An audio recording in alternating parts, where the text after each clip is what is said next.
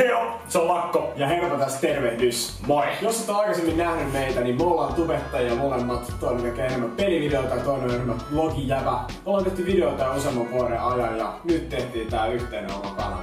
Kyllä. Mitä tänne kanavalle sitten oikein tulee? No, voi kuule Herpa, anna minä kerron. Kerro minulle.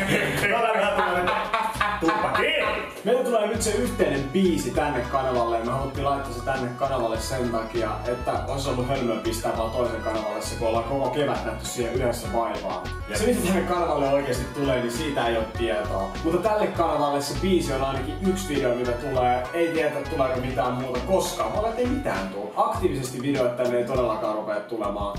Se on aika selkeä. Ja me jatketaan kyllä omien kanavien ylläpitoa aktiivisesti. Että tää on vähän tämmönen niinku secondary kanava. Secondary channel.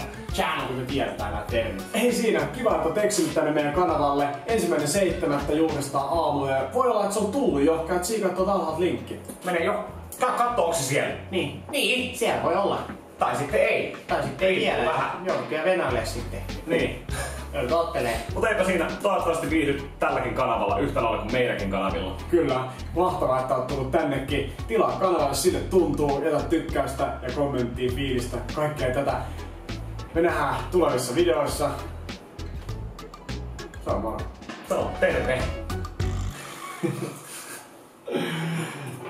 Ei, herra. Täällä näet yksin oikeudella todella arvokasta materiaalia. Itse oikein kuulostaa noin kummalliselta.